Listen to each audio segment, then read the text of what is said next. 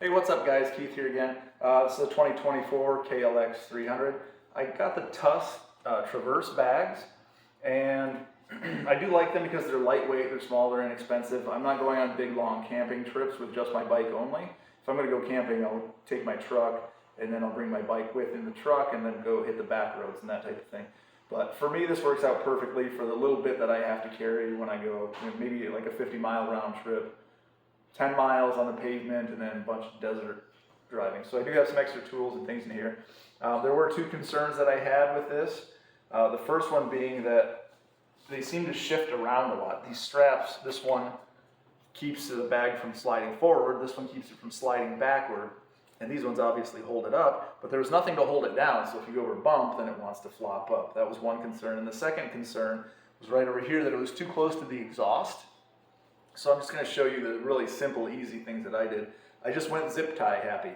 Oh, and one other note. I didn't like that the straps were on top of the seat. I tried to put them under the seat, but it didn't really work out very well for me because this strap is right in line where the seat bolts on. So if you do buy these and you think maybe you want to put them under there, maybe save yourself a little bit of trouble and don't try to take them off and put them under the seat. I'm going to get a close-up here. I'll pause it in a second. I'll get a close-up of what I did with the zip ties just to make this thing a little bit better. Oh, and I did consider some Velcro after the fact. There's padding on here that's actually Velcroed to the bag, so I was thinking maybe putting Velcro on the fender so that that would just help them to stick there and not move. But anyway, I'll show you what I did. So right here you can see the D-ring. I just zip tied that one and this one, and that prevents it from sliding left or right. So if I have some water in this side and I drink a couple of bottles and it gets lighter, it won't be sliding sideways on me. And then as far as the extra strapping here, it says to cut it off. I didn't do that.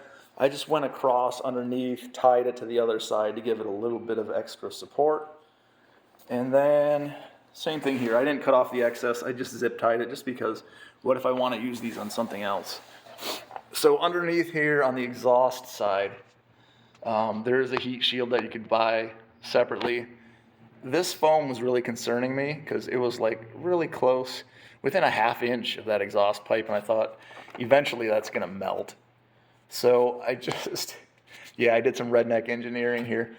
That's just a piece of pipe, PEX pipe, that I put on the passenger foot peg, just to give it a little bit of space in here so that it wouldn't melt. I did see that there was a heat shield that I could buy separately for 20 bucks, and I thought about doing that.